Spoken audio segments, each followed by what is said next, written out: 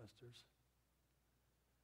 And I continued to ponder, what about this dream? Is this all true? Is Mary being completely honest with me about things? Was that truly an angel of the Lord? The craziest thing happened.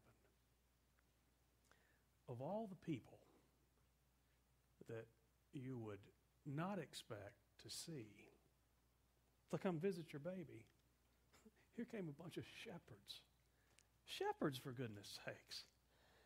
Shepherds are the most despised group in our culture. They're out in the woods, out in the wilderness, they take care of sheep, and they drink, and they sing, and they party, and Lord knows what else they do out there. And they come, and they say, the angels have come, and they've sung to them, and they've told them of the birth. Who's going to believe a bunch of shepherds? They're not even authorized to testify in court, you know. Who's going to believe their testimony? And so we stayed in Bethlehem a good long time. We stayed there.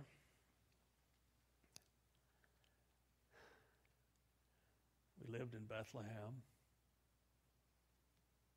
And then another strange group of visitors. If you think the first group was strange, imagine this next group that came. These Babylonian students of the stars, you know. These magi, these wise men, these very odd people. They came to visit us. They claimed to have seen the star, you know. They were astrologers. They read the stars. They came from the east. They were Gentiles, Goyim. They came and they brought these odd gifts.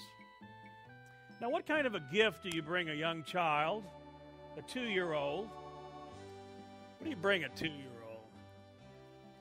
They brought gold, frankincense, and myrrh. Valuable items in the first century world. I had no idea what to do with gold, frankincense, and myrrh. What do you do with those kinds of gifts?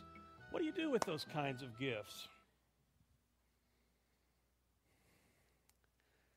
Before long,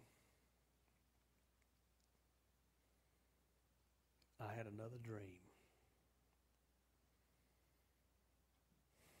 I had been fearful and anxious the whole time because they were referring to this baby as the King of the Jews. Herod the Great was the King of the Jews. And Herod the Great didn't want any competition for that position. And so I was fearful to begin with. The angel told us we should flee to Egypt. I'd never been to Egypt.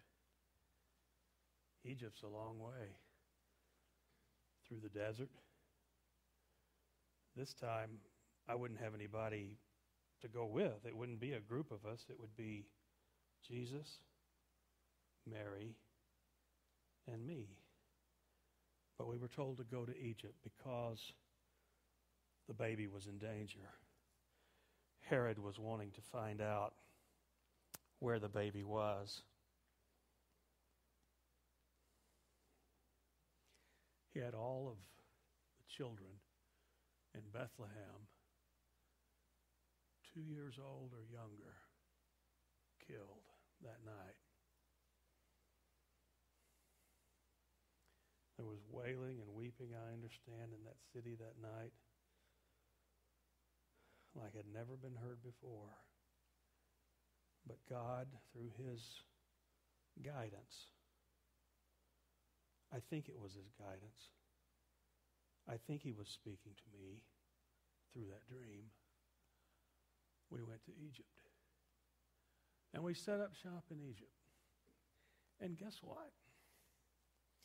You remember the gold, frankincense, and myrrh? I told you they were valuable items in the first century world. Turned out there was a pretty good market for gold, frankincense, and myrrh in Egypt. Egypt's a cosmopolitan kind of place, you know. Lots of markets, lots of people trading and making deals. And I found a little bit of work to do there as a person who can repair this and that and help out here and there. But I was able to sell those items. And we lived in Egypt for a while. While I was in Egypt, I picked up this habit of eating dates. And so I carry them with me for energy and for strength. Very sweet, you know. Lots of antioxidants, I understand.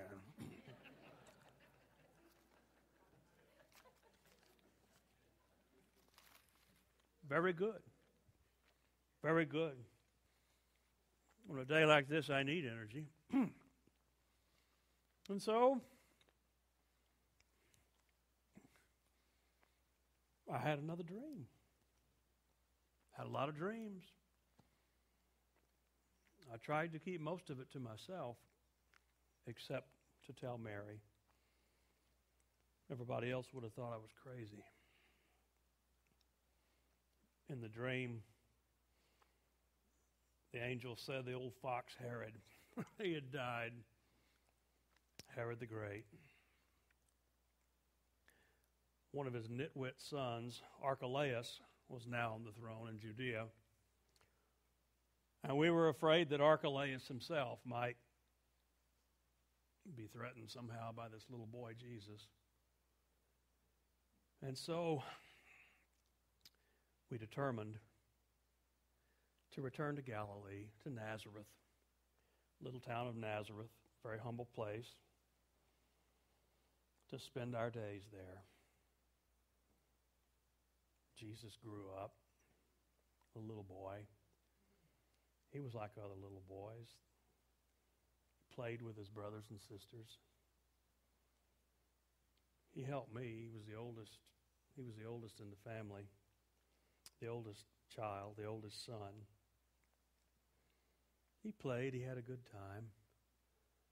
There was always something very different about him. The kid loved to go to synagogue. He looked forward every Friday evening to going to synagogue.